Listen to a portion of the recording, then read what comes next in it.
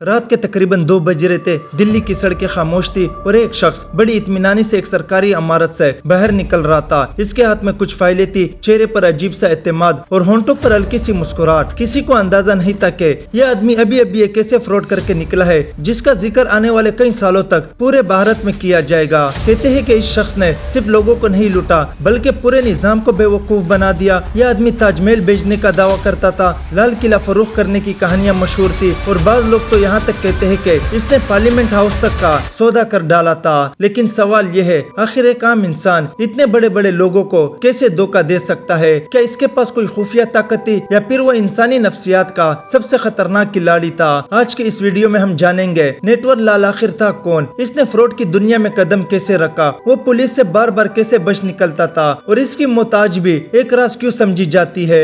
यह है नेटवर लाल, भारत का सबसे ज़हीन और पुरस्कार ठग। एक गरीब बच्चे की पैदाइश साल 1912 भारत के रियासत बहार का एक छोटा सा गांव जहां मिट्टी के घर थे, गुर्बत थी और लोगों के ख्वाब अक्सर भूख के नीचे दब जाया करते थे। इस गांव में एक बच्चा पैदा हुआ, नाम रखा गया मिथिलेश कुमार श्रीवास्तव। यही बच्चा आगे चलकर दुनिया भर में नेटवर लाल के नाम से मशहूर होने वाला था। इसका खानदान गरीब जरूर था लेकिन वो बचपन से ही गैर मामूली ज़हीन था। कहते हैं कि स्कूल में वो दूसरे बच्चों से बहुत मुख्तलिफ था। उस्ताद अक्सर हैरान रह जाते क्योंकि नेटवर लाल न सिर्फ तेजी से सीखता था बल्कि लोगों की आदतें भी गौर से देखता था। वो खामोश रहकर दूसरों को मुशाहिदा करता, लोग कैसे बात करते हैं, कैसे एतमाद जीतते हैं, कैसे दूसरों को कायल करते हैं। शायद इस वक्त इसके ज़हन में वो खेल शुरू हो चुका था जो आगे जाकर पूरे मुल्क को हैरान करने वाला था।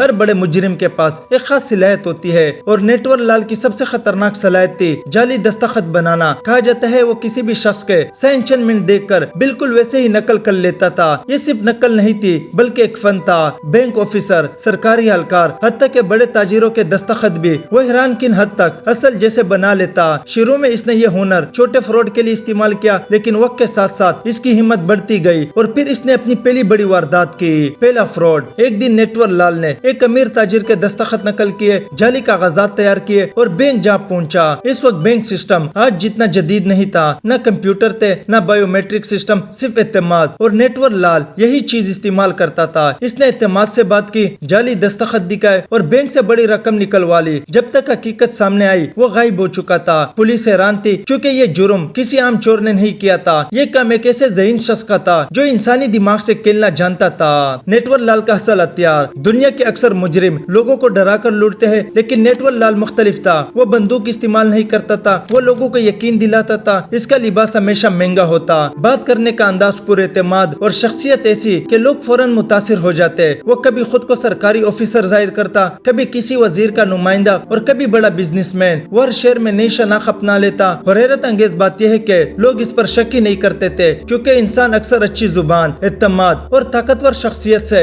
मुतासिर हो जाता है और नेटवर लाल यही नफ्सियात समझ चुका था। ताजमहल फरोख्त करने की कहानी। अब आती है वो कहानी जिसने नेटवर लाल को हमेशा के लिए लेजेंड बना दिया। कहते हैं कि एक दिन इसने कुछ गैर मुल्की सियाहों से राब्ता किया। वो खुद को हुकूमत हिंद का बड़ा ऑफिसर जाहिर कर रहा था। इसके हाथ में सरकारी फाइलें थी, जाली मोहर थी और जबान में इतना एतमाद कि सामने वाला फौरन यकीन कर ले। इसने सियाहों से कहा हुकूमत खुफिया तौर पर ताजमहल फरोख्त करना चाहती है। ये सुनकर लोग हैरान रह गए लेकिन नेटवर लाल ने उन्हें इतनी महारत से कायल किया कि वो वाकई सौदा करने पर तैयार हो गए। कहते हैं कि इसने जाली कागज पर दस्तखत करवाए, रकम वसूल की और फिर अचानक गायब हो गया। बाद में जब लोगों को हकीकत का अंदाजा हुआ तब तक बहुत देर हो चुकी थी।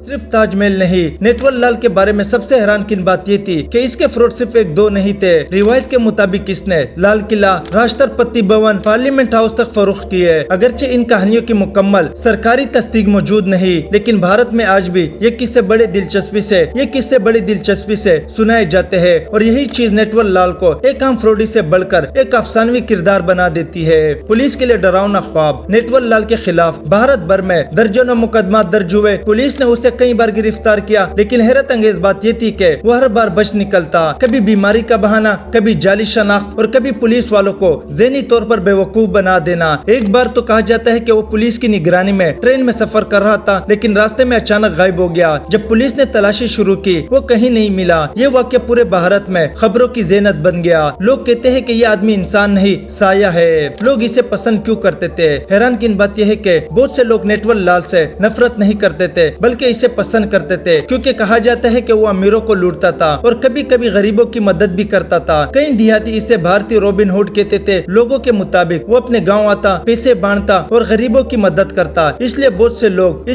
से लोग पुलिस को इसके बारे में मालूमात नहीं देते थे। वो इसे मुजरिम नहीं हीरो समझते थे। लेकिन हकीकत यह है कि फ्रॉड आखिर फ्रॉड ही होता है, चाहे वो कितने ही जहानत से क्यों ना किया जाए। इंसानी नफ्सियात का मास्टर नेटवर लाल की सबसे बड़ी ताकत इसकी जहानत नहीं थी, बल्कि इंसानी नफ्सियात की समझ थी। वो जानता था कि लोग ताकतवर शख्सियत से मुतासिर होते हैं, सरकारी मोहरों पर फौरन यकीन कर लेते हैं, और अगर कोई शख्स एतमाद से बात करे तो अक्सर लोग सवाल करना छोड़ देते हैं। इसी नफ्सियात को इस्तेमाल करते हुए इसने पूरी जिंदगी फ्रॉड की है, और शायद यही वजह है कि आज भी दुनिया भर में होने वाले कई स्कैम फ्रॉड इसी उसूल पर चलते हैं। आखिरी गिरफ्तारी। बढ़ती उम्र के साथ नेटवर लाल कमजोर होने लगा था, लेकिन पुलिस अब भी इसके पीछे थी। कहते हैं कि इसे आखिर बार गिरफ्तार किया गया इस वक्त इसकी उम्र काफी ज्यादा थी। वो बीमार भी रहने लगा था। पुलिस इसे अदालत ले जा रही थी, लेकिन फिर एक बार फिर वो गायब हो गया। जी हाँ, भारत का सबसे मशहूर ठग एक बार फिर पुलिस को धोखा दे गया।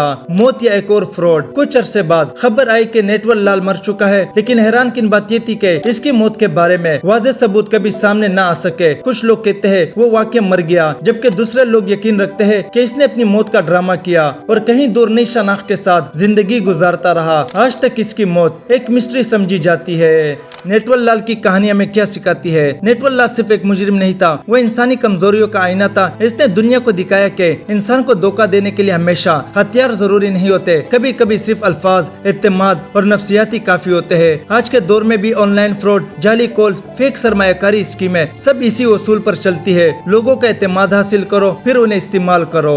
एक गरीब गाँव का लड़का पूरे भारत के पुलिस के लिए एक डरावना ख्वाब बन गया। इसने ताजमहल बेचने की कहानियों से अपना नाम तारीख में लिख दिया। कुछ लोग इसे मुजरिम कहते हैं, कुछ इसे ज़हीन मास्टरमाइंड, और कुछ आज भी इसे भारत का सबसे बड़ा ठग मानते हैं। लेकिन एक सवाल आज भी जिंदा है, क्या नेटवर लाल वाकई मर चुका है, या वो अपनी आखिरी चाल चलकर हमेशा के लिए दुनिया की नजरों से गायब हो गया? ये वीडियो अच्छी लगी तो लाइक करें एंड सब्सक्राइब करें। Thank you.